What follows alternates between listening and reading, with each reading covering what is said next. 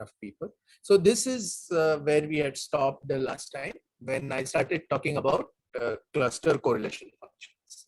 So just so far we have discussed only galaxy correlation functions, but analogously to that, you can define a cluster correlation function, which is the excess probability of finding a cluster at a distance r from a given cluster. So cluster to cluster matching.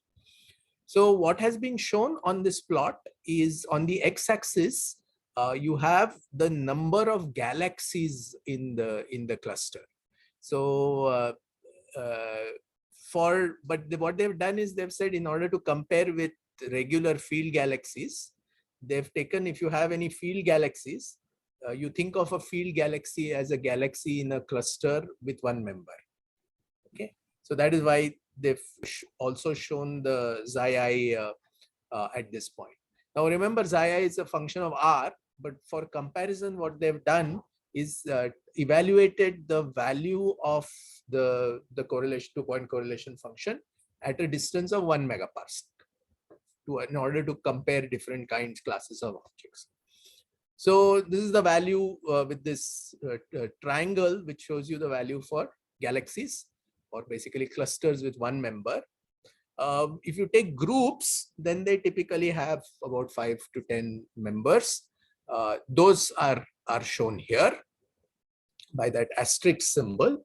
And then along the line that you see different clusters of increasing richness. Bigger, richer clusters are to the right of this figure, with more than, some of them with of the order of 100 members in this particular plot. And as you can see that on this log-log plot, there is a clear correlation between the number of elements in number of galaxies in the cluster and the strength of the value of the autocorrelation function. So we can clearly see that clusters are more strongly correlated than groups, and groups are slightly more correlated than individual galaxies. And richer clusters are more correlated than poorer clusters. So by poor clusters, one means clusters which have a very small number of members, and therefore they will have low luminosity, low mass, and so on. The rich clusters are the ones which have very large number of galaxies in them, and definitely have high mass as well. So the question is, why is this happening? Why are we seeing that? Like in the case of galaxies, also we saw that more massive galaxies are more clustered than less massive galaxies. And here we are seeing more massive clusters are more clustered than less massive clusters. If the clusters are more massive, then that will sort of attract more other members to come close to each other. I mean, the gravitational potential will be high because of the very high mass. Yes, so that is true. That is true. But there is actually an even simpler explanation. And in order to guide you,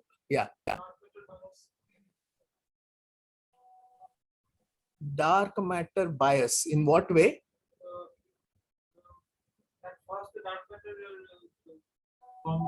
Okay.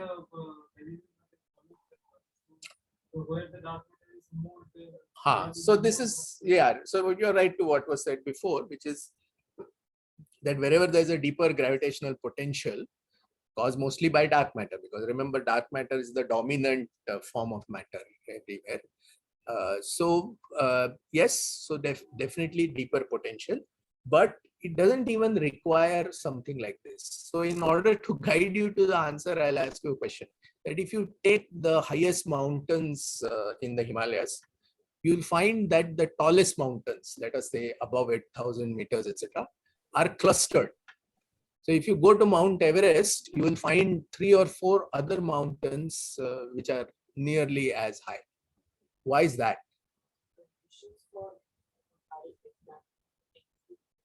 Yes, no, don't think of it in terms of geology or physics. Think of it purely in terms of mathematics. Is it something to related to the potential energy? I mean, the uh, more clustered they are, the more stable they are, the potential energy is much lower in that case. No, not really. This is again going in more.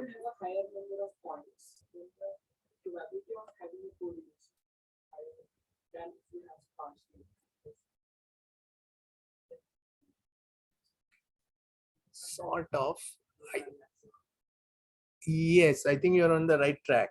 So can you think of in terms of continuity of functions? Okay. Do you expect like the height of mountains to be a sort of continuous function or of some spatial parameter, or is it discontinuous?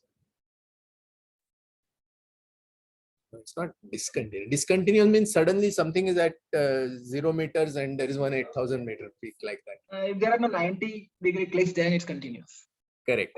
Okay, so that was the explanation that was given by a man named Nick Kaiser in a paper in 1984, wherein he called this phenomenon biasy.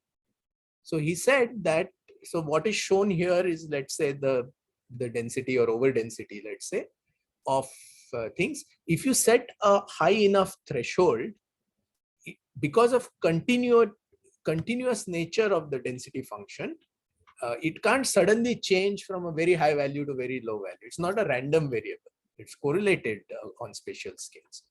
So for the same reason that high mountain peaks are lying close to each other, for that same reason, regions of high density or high over density of the matter distribution are correlated. And we know that what do these correspond to? Obviously, the regions of high matter over density are your galaxy clusters, and they are going to be highly clustered, right? The ones that are at sort of average levels of over density, they're not going to be that clustered. They're not going to be strongly clustered. Extreme things can also be, extreme things on the other side will also be strongly clustered. So if you're looking at very strong under densities in the voids will also be clustered. And this has got nothing to do with the physics, the gravity, the potential, nothing. This is just got to do with the fact that the over density is spatially continuous. So taking this idea forward, Bardeen wrote a paper, Bardeen and collaborators wrote a paper in 1996, which talked of this idea, which showed that for a Gaussian distribution of initial mass density fluctuations, the peaks which collapse to form galaxies will be more clustered than the overall underlying mass distribution. Okay, so you will have clustering. It's a natural expectation from the mathematics, but also from the physical perspective, with which a couple of you have mentioned, that yes, because of the strong gravity potential that forms in that initial density perturbation, that density fluctuation tends to grow. It tends to grow and tends to grow faster than the other smaller density peaks. And so the initial high density peak is also going to remain as the future high density peak.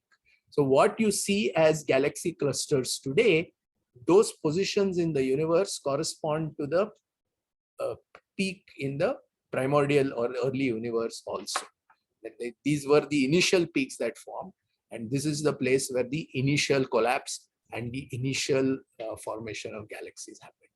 So if you want to look for the oldest galaxies, you have to search not in the field, but you have to search in the dense environments. That's all they're saying. Okay, so to summarize, what have we learned so far about the large-scale structure of galaxies? Galaxies occupy a range of length and mass-based clusters or groups. So you have galaxies, field galaxies, groups, clusters, and even superclusters, ranging in size from about 10 orders of 10 kpc for galaxies to orders of 10 to 100 megaparsec for the largest superclusters.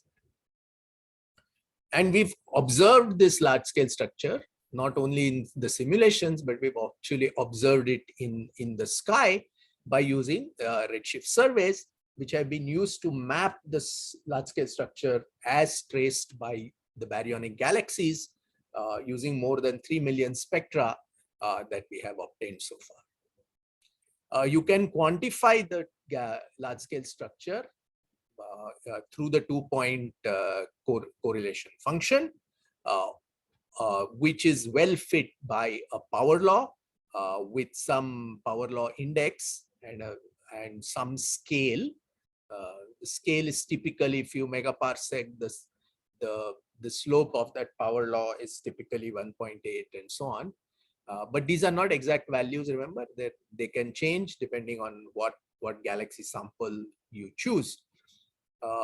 We saw that if you take the Fourier transform of your correlation function, you get the power spectrum of the distribution, and that power spectrum is something that you can compare with theory and rule out or support different models of galaxy formation. We saw that the cold dark matter or cold dark matter family of models, this is not just one model, there are many models with different cosmological parameters, they fit the data over a very broad range of length scales. Whereas the warm dark matter type models, they do fit the data on the large scales, but on the small scales, they predict too little structure compared to what is seen. And therefore, we know that the CDM model is the preferred model of galaxy formation. Objects of different types have different clustering strengths, and more massive structures in general cluster more strongly. And because of this simple biasing type effect that Nick Kaiser described in 1984. Okay, so we've encountered stars, we've encountered gas and so on, but there is one major component of the baryonic large scale structure that we have ignored so far when we talked of galaxies. So we said the galaxies are composed of stars, gas, dust, dark matter. But outside of galaxies, is there any baryonic matter? IgM, the intergalactic matter medium. Yes, that's absolutely right. So the intergalactic medium is basically the baryons that sit between galaxies. Its density evolution follows the large scale structure formation and the potential wells defined by the dark matter distribution. And it forms a web of filaments, the cosmic web. An important distinction is that this gas, which is unaffiliated with a particular galaxy, samples the low density regions of the universe, which are still in a linear regime. So as you will learn in cosmology, is that at certain points in time, in certain regions of the universe, the growth is linear. Okay, which means that overdensity grows with time, but not in a non-linear fashion. But in certain other regions of the universe, for example, where galaxy clusters are formed, the structure grows in a non-linear way. Whereas, and it's a strong function of density. Once the density becomes very high, then, or reasonably high, moderately high, the growth of structure goes from linear to non-linear. So in the IgM, it is still mostly in the linear regime because it's very, very low density. Gas from the intergalactic medium can fall into galaxies. Okay. Later on, when we talk of galaxy formation, we will discuss cold mode and hot mode accretion, modes in which gas in the intergalactic medium falls into galaxies. And why does it fall? Of course, due to gravity. But at the same time, processed gas, which means gas which has been converted into stars and so on, it is driven back into the IgM. And this can be purely radiatively, like the solar wind, but more commonly, more powerfully through the supernova powered galactic winds, which can take the metal enriched gas in the stars and throw it out into the intergalactic medium. And this, of course, enriches the intergalactic medium. Enriches with what? With metals. So metals which are produced in stars, they are thrown back into the intergalactic medium. And so the composition of the intergalactic medium is going to change with time. As time goes on, you expect the metallicity of the intergalactic medium to increase in a sort of monotonic way.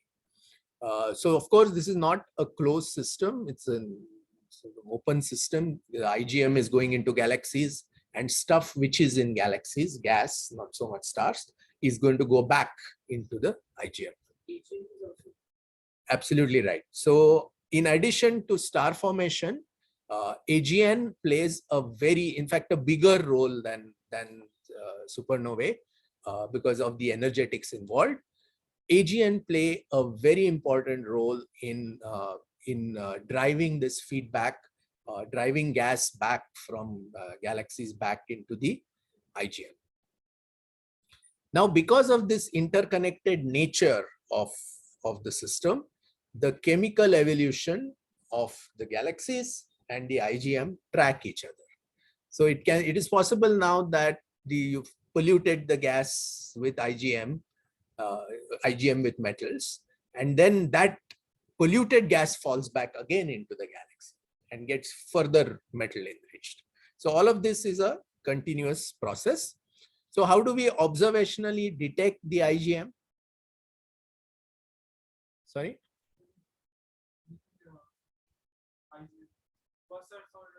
Yes, so you need a quasar in the background, and what will you see when you observe the quasar? Absorption lines. Yes, so that's absolutely correct. Okay, so here's the basic idea. So you have some very bright source very far away, like a quasar. The light is being emitted from the quasar. There might be some intrinsic absorption in the quasar itself or in the outer regions of the quasar system, but whenever it encounters clouds of gas in its journey from the quasar to us, that cloud is going to absorb depending on its chemical composition. So obviously all clouds have hydrogen, so the hydrogen absorption lines will be seen everywhere. Some clouds can also be metal enriched clouds. So sometimes you see metal absorption as well. Yeah.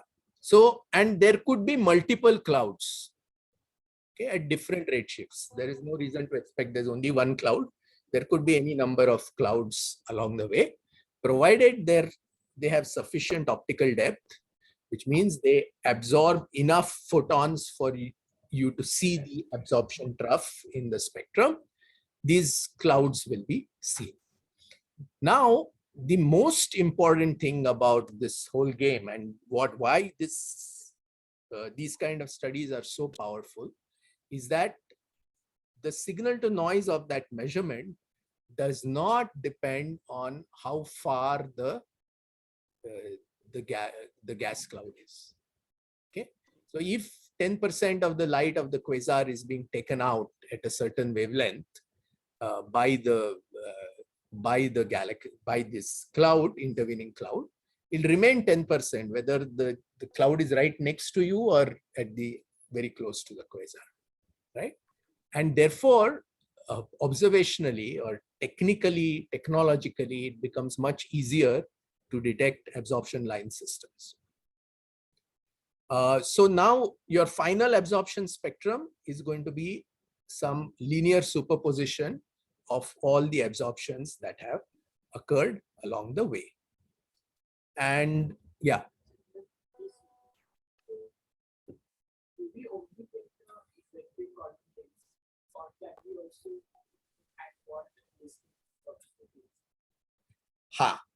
So we'll come to that in a minute.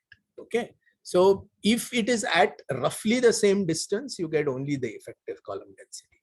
But if the clouds are stretched sufficiently long, as we shall see, then you get the column density of different clouds separately. But within the cloud, you don't have sufficient resolution to actually see it. The reason for that is this.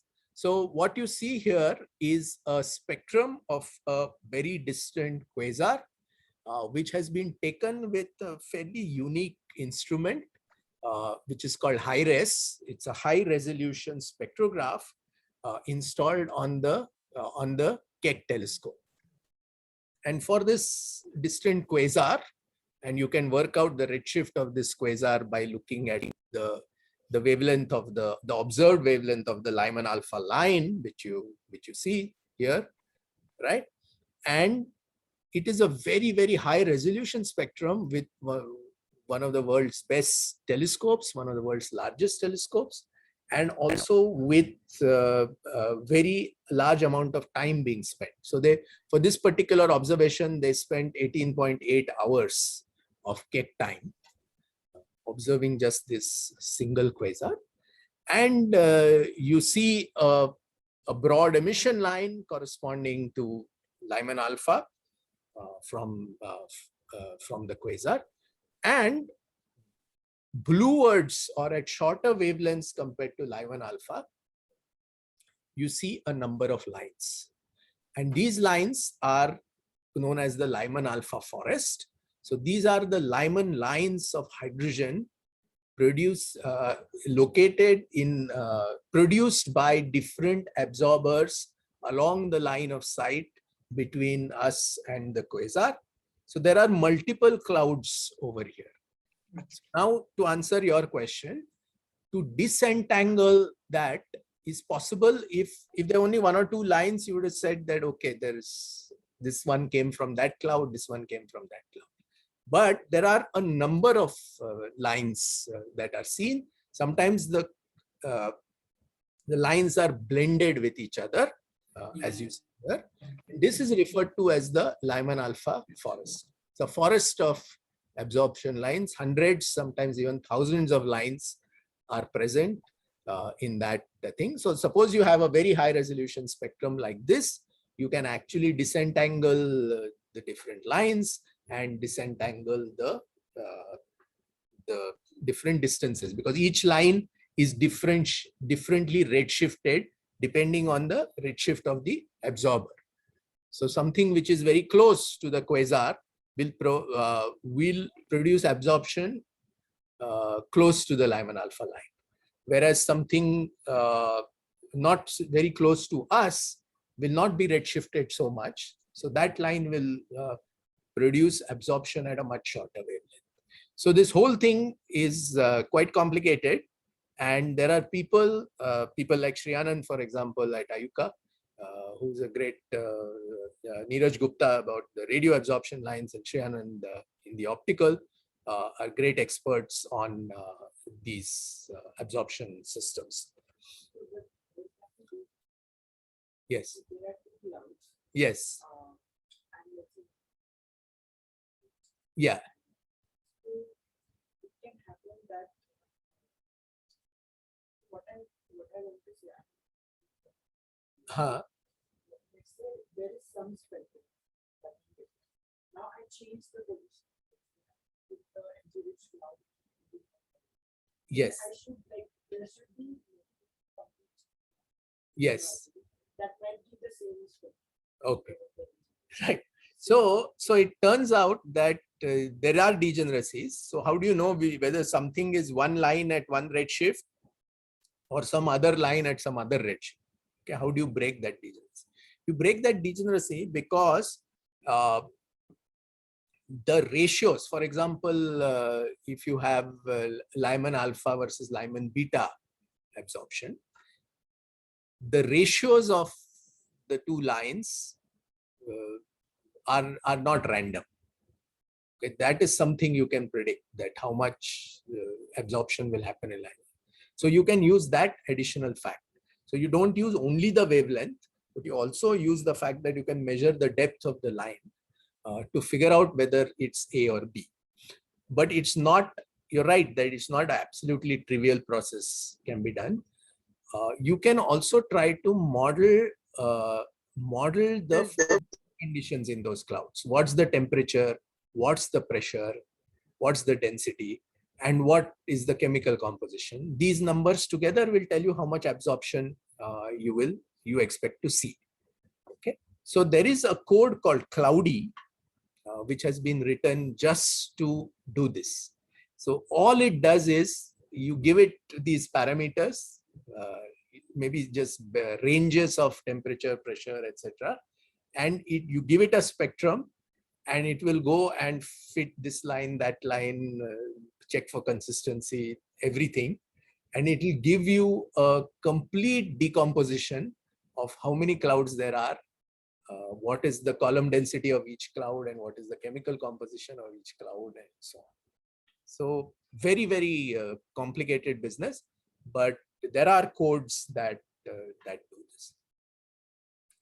Okay. So we saw that successful models of structure formation or galaxy formation need to reproduce the observed correlation function and power spectrum of galaxies on all length scales. Is there any other global variable that models need to reproduce correctly? By global variable, I mean a variable measured across galaxies, across the whole sample, not for individual galaxies.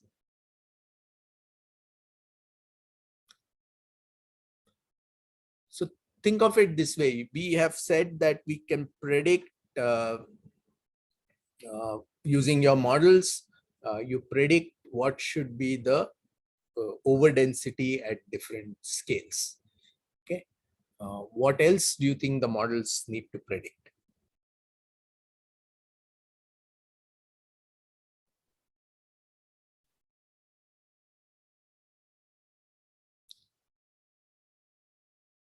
For galaxies, they need to predict how many galaxies you are producing. Okay, we've given the overdensity, but given an overdensity, how many galaxies will form within that overdense patch of the universe? And that is quantified using something known as the luminosity function. It basically specifies the relative number of galaxies. So not only do we give the total number of galaxies, but we also give the distribution of galaxies in terms of mass or luminosity. Luminosity is more commonly used than mass. So instead of measuring the mass function of galaxies, we measure more easily the luminosity. And the reason for that is just a practical one. Luminosity is very easy to measure. You can measure flux very easily. If you can somehow determine the distance to the galaxy, you know its luminosity. The mass of the galaxy is much more trickier, difficult to measure. And therefore, you do try to construct the mass function, but first you construct the luminosity function. Now, the luminosity function of galaxies is a convolution of a number of effects. So we saw already that the primordial density fluctuations are ones that grow over time, and they give rise to galaxies. The luminosity function can also be affected by the fact that there are processes that destroy and create galaxies. Destroy galaxies because if the two galaxies merge, then you can say one of them is destroyed, and so on. Create galaxies because the clouds are condensing together, newer and newer galaxies are forming. And we also have to worry about the fact that there are processes that change one type of galaxy into another. We saw in one of the early lectures that two spiral galaxies like Milky Way and Andromeda can merge to form an elliptical. So the luminosity function can change because of that. And the processes that transform mass into light they also need to be understood. They affect the luminosity function. So suppose you have a hydrogen cloud that never forms a galaxy, so it won't contribute to the luminosity function. But if there's another cloud which quickly condenses and forms a galaxy, that is going to give you. So how does gas get transformed into stars? In different galaxies of different sizes and masses is also important. So the observed luminosity functions are fundamental observational quantities, and the successful theories of galaxy formation and evolution must be able to reproduce them. Okay, so this is what a luminosity function looks like. So this is one possible representation of the luminosity function. So what has been done here is that on the x-axis, you have absolute magnitude, and on the y-axis, you have the number of galaxies. So what you do, you take your sample, bin it in absolute magnitude, and you find out the numbers in each bin, and you get this kind of plot. So one thing obviously you see here is that more massive galaxies, more luminous galaxies are very rare. Their numbers are very low. You also see that whatever function has been used to plot this line does not seem to account for the most massive galaxies, which seem to be more luminous than this function predicts. So these are the CD galaxies that are sitting at the cores of clusters, and so on. So what is the functional form for that curve? It's called the Schecter luminosity function. So it has its roots in a paper in 1974 by Press and Schecter, who used some theoretical arguments to calculate the mass distributions of clumps emerging from the young universe. Okay, and then in 1976, one of them, Paul Schecter, said, okay, if this is the distribution of mass, what if the distribution of luminosity has the same functional form? So can I do a fit to observe measured luminosities in different luminosity bins? And he did that, and he fit lots of galaxies in Abel clusters, and he used this kind of functional form. So phi L means the number of galaxies at some luminosity, which have a phi L dl is an interval which tells you how many galaxies there are at luminosity L and L plus dl. Between that interval, how many galaxies? So phi in this case would be a number. That depends on a function which has this form, which essentially has two parts. So one is a power law part, and one is a exponentially decaying part. And there are three free parameters: n star, which gives you the overall scaling; alpha, which is the power law slope; and a value L star, which tells you the value beyond which the number of galaxies will fall off exponentially. The Schecter luminosity function, so here L star is the luminosity that separates the low and high luminosity parts. Below L star, you're dominated by the power law part of that function. Above L star, you're dominated by the exponentially falling off part of the function. You can write L star in terms of luminosity. So here you have B sun, which means the B band solar luminosity. And this is a rough value.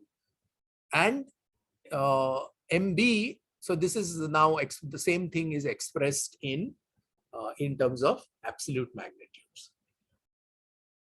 So at low luminosity, L less than L star, we have a power law with alpha typically taking values between -0.8 to -1.3, flat to steep, and obviously lower luminosity galaxies are more common.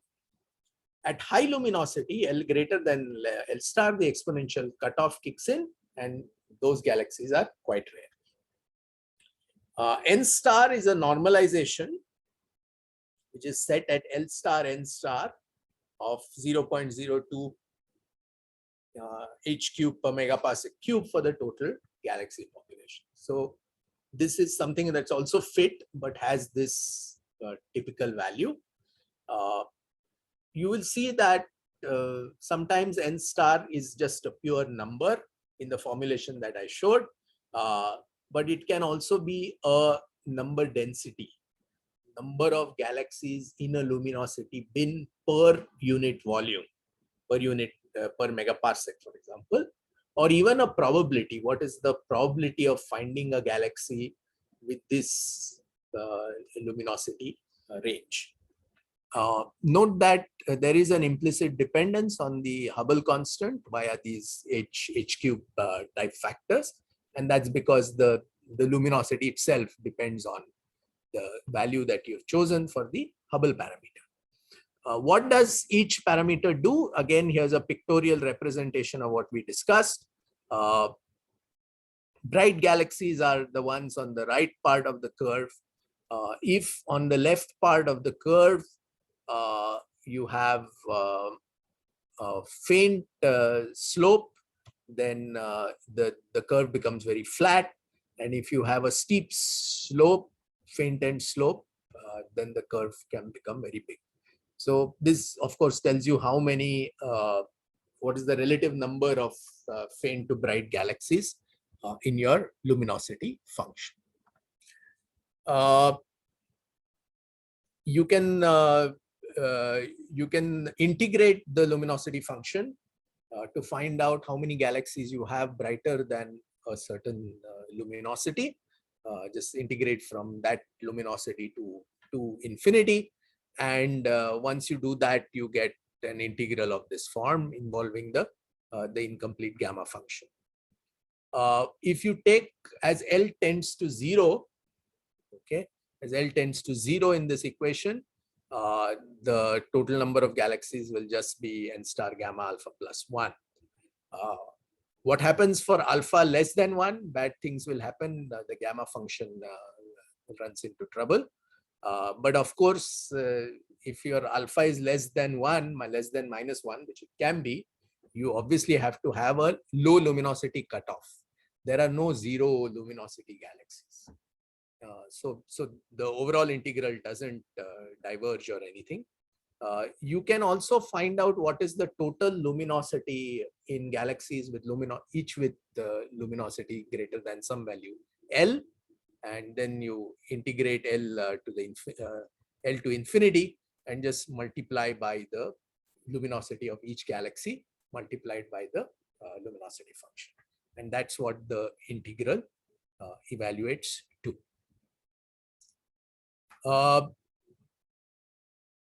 Phi L per dl per unit luminosity interval, or which is usually plotted as log phi versus log L, but you can also write it in terms of absolute magnitude. So you'll have phi of some absolute magnitude per infinitesimal change in absolute magnitude. So this is because the magnitude is like log of L. This is like d log of L.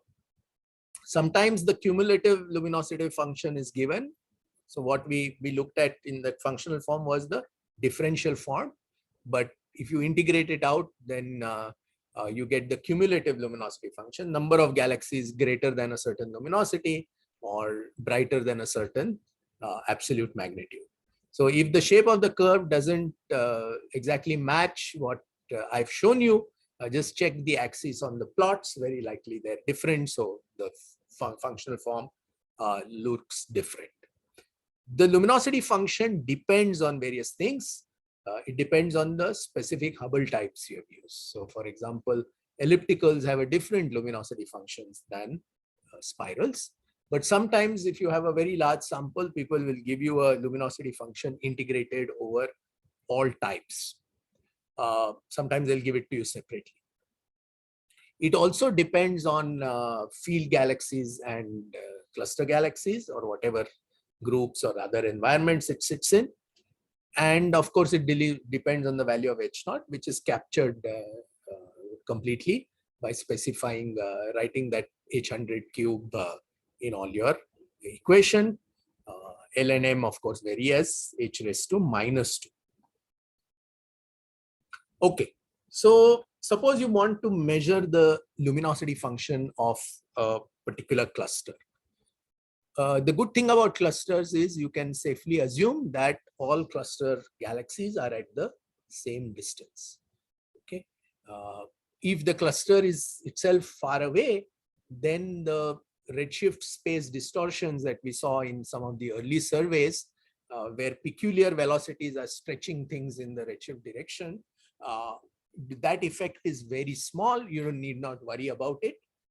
So you can assume everything is at the same distance. So what do? You bin galaxies by apparent magnitude down to some limit, some faintness limit. You construct the phi as a function of apparent magnitude, small m. And then you use the known cluster redshift, the distance basically, to calculate what is the phi as a function of absolute magnitude. And then you fit your schecter luminosity function to it by minimizing the chi-square, right? Just like we did the bulge decomposition, chi-square is basically a weighted fit. Sorry.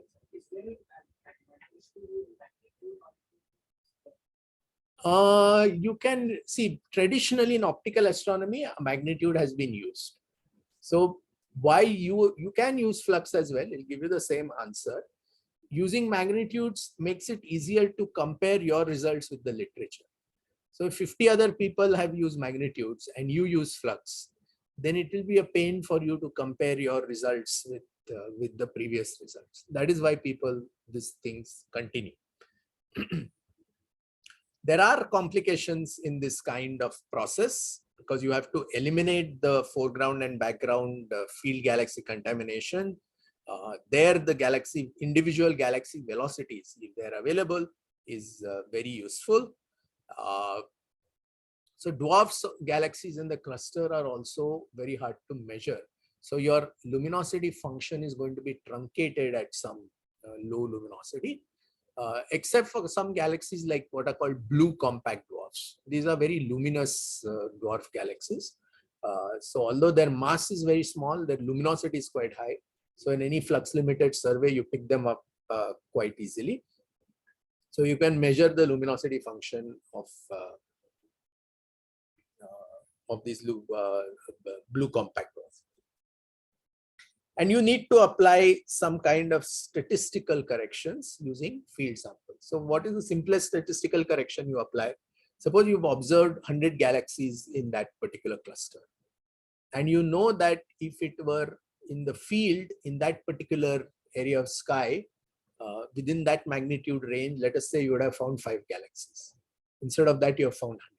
So obviously there is, being a cluster, there's a higher over density. But if you want to correct for the field contamination, you can take out the average field density from this number, your measured phi m, and then then use that to fit the schecter luminosity function. Okay. Suppose you wanted to measure the luminosity function in the field, obtain some kind of flux limited sample, use the distance of each galaxy to calculate the luminosity, form a histogram of luminosity. But remember, in the field, galaxies are not going to be at the same distance. They are at different distances. Each luminosity bin comes from a different survey volume because of your Malmquist bias. You are going to see the more luminous galaxies even at larger distances, whereas the less luminous ones can only be seen to smaller distances. So the surveyed volume, Vmax, which is a function of luminosity, and of course it depends on your flux limit. It is small for low luminosity object and is large for high luminosity object. So what you have to do is, so you have to divide every NL by Vmax of L to create phi of L, the density of objects at each luminosity. This now corrects the Malmquist bias, and each luminosity now samples the same effective volume.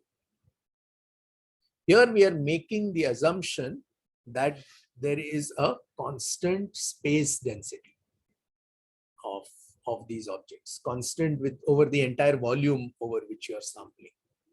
If that volume is so large that you are going to high redshift, then it's not correct to assume that the volume density and number density is the same. It may be different at redshift 1. So this kind of simplistic Vmax based correction is not possible. Okay, so here's the idea. How do you actually, what's the operational way of correcting for the Marquis bias? Assuming space density is constant, you take your flux limit, okay, and you use it to calculate at any given luminosity. You calculate the maximum distance to which, given your flux limit, that galaxy will be in your sample, and calculate the volume of that Dmax, just 4 pi by 3 r cube kind of volume for this. And this is the 1 over Vmax curve, which goes as L raised to minus 3 by 2. And so you have your unweighted NL distribution, simply a histogram of luminosities in the field galaxy sample, and you just weight it down by Vmax. Of course, your H cube and so on will be there. So at low luminosities, the volume surveyed is small, and at high luminosities, the volume surveyed is quite large. But nowadays, this technique is actually not very commonly used. In the early papers, you will find the Vmax technique very widely used in the literature. But in 2003, Blanton wrote an influential paper which used the maximum likelihood method that allows for a general form or for the shape of the luminosity function, and it fits for simple luminosity and number evolution, and it also incorporates correctly the flux uncertainties in your measurement and accounts for the flux limits of the survey in a more consistent way. This is very, very widely used. There are, I think, about 1,000 citations to this paper.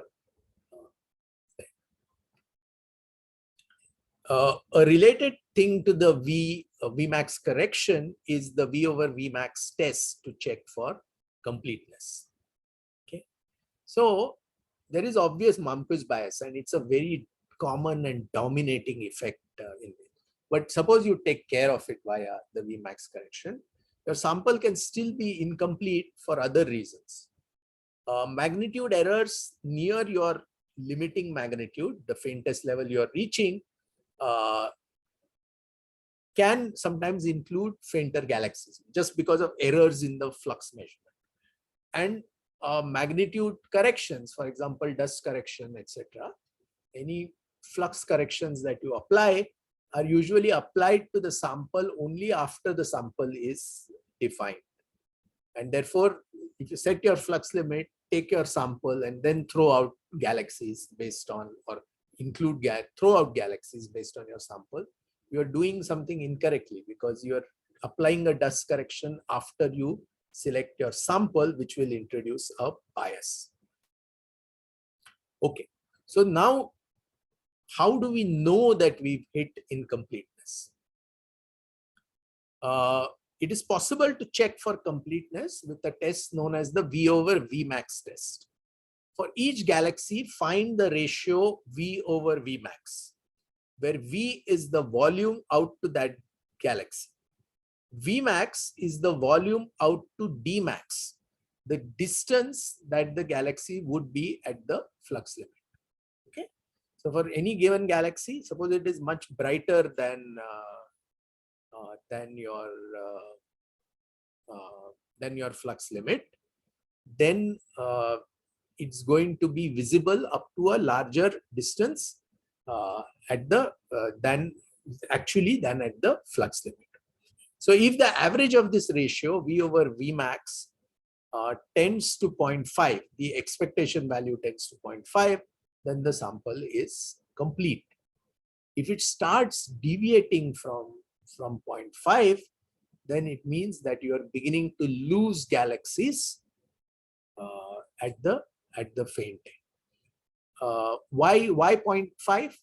It's 0.5 because the expectation V over Vmax can only have a value between 0 and 1. It's a uniform value. So V over Vmax of 0.5 is the expectation value of this distribution. So any deviation from the expectation value indicates that your sample is now deviating from completeness. So suppose I give you a galaxy image with galaxies at different magnitudes. You can run this test and check for completeness. Till what level am I complete? Because as you go fainter and fainter, you will see fewer and fewer galaxies, not because there are fewer galaxies there, but you have reached your flux limit. So do at every sort of bins of apparent magnitude, you calculate what's your V over Vmax. And then eventually you will hit a stage where V over Vmax is not 0.5 anymore. It's the large deviation from 0.5, you say that, okay, this is the end of my survey. This also assumes this V over Vmax will have an expectation value of 0.5 only when there is a uniform space density of the objects that you're looking at. So if everything is at low redshift, it's a reasonable assumption that the space density is constant. But if your sample is going from very low redshift to very high redshift, then this is an incorrect assumption. Okay, so I'm done with the lecture for today. If there are any questions about what I spoke about today or in any previous lecture, please ask. Hello, sir. Yeah.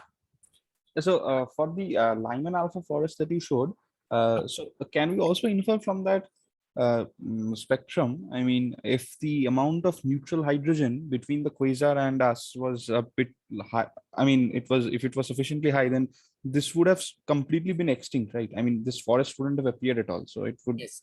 Yes. So can we say that? I mean, so that means that the neutral hydrogen amount is very low or something, because Yes. of which some of the light is still remaining. I mean, we're getting some amount of flux So on the blueward side. Yeah. So what? See, but it will only absorb at its wavelength. So suppose there is a optic cloud at some intervening redshift. Okay, so then the absorption line will not be narrow and very narrow and going up and down very quickly. It'll be what is called as a Lyman limit system. Okay, in which case every photon is absorbed by that cloud. Every Lyman alpha photon is absorbed by that cloud. So at that redshift, you will see a complete zero in the flux. So you do see such systems. They're not uncommon at all. You don't see them. I don't think you have them here in this particular quasar, but along other lines of sight to other quasars, these kind of systems have been found. So does that mean that if we observe a very distant quasar as compared to a nearby quasar, so for the more distant quasar, I mean, the amount of extinction would be lower as compared to the nearby quasar spectrum? Why? No, I mean, how will the Lyman alpha forest change if we observe for quasars at different distances?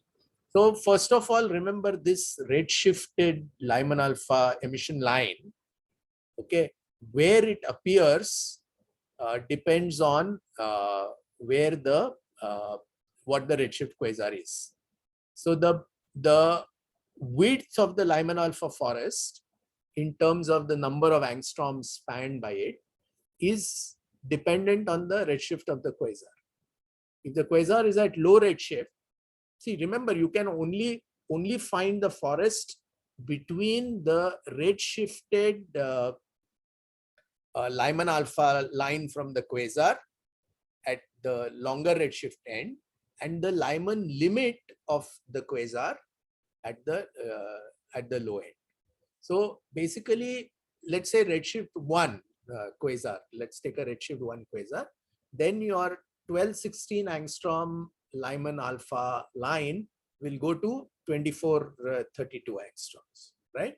And your 912 angstrom Lyman limit will go to double of that, 1800 or so.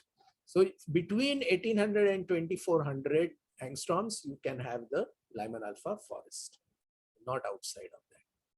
Then if you go to a high redshift quasar, let's say redshift 5 quasar, then the width of that Lyman alpha forest will be much larger. So that will be the main difference. And of course, as the universe evolves, suppose you go to okay, sir.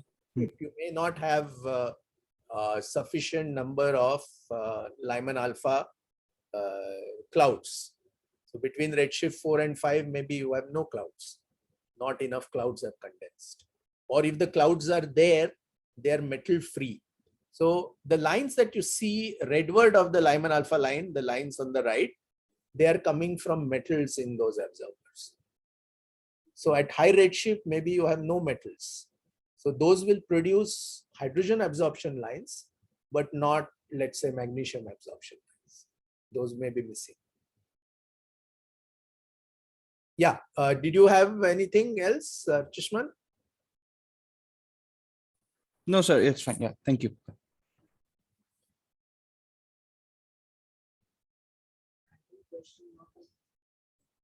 Yeah. So in CMB, we have this flux. Yes. At a particular area and developing some are those fluctuations constant or do they change the types of the fluctuations? It's different at different directions, but Yes. it's tiny. Yes. Does it remain?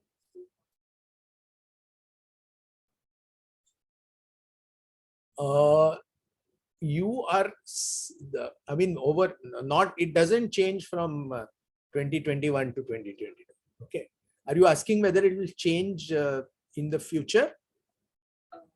No, actually, that's what I want. Like, you need a much smaller time scale. No, it doesn't change. The measurement itself may make it difficult to, you may see a change where there is no change because your measurement fluctuation, uncertainties, errors are there. So it's not changing like that. The question is, so at different redshifts, we also have this structure of, and at CMB also we have Some structure. some structure. So, in a different direction, are those structures?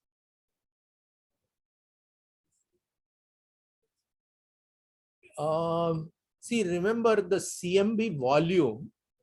See, what you are seeing is the entire sky there. But the length scales at the CMB redshift were very, very small. So you can't take there's no correlation with the direction. What you're seeing is an entire sphere of very small size when you observe the CMB. You are not seeing it so you cannot say that, okay, this direction in the CMB, because you're not seeing it like that. You are seeing very, very tiny fluctuations which are clustered on some length scale. You are not able to statistically say that this particular region in the CMB is definitely hotter than that one. So you remember, you're only measuring relative temperatures. So my idea was to see whether the way we look at CMB, like sky, It's complete sphere, yes. we have that, and galaxies also we have we can produce light because for galaxies we have only patches of sky. Yes. We can patch it up to We can patch it and get the whole sky.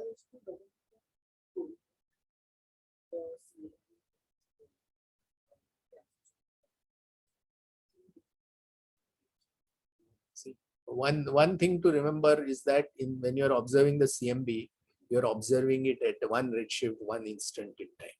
Okay. Your galaxy structures are not at one instant in time.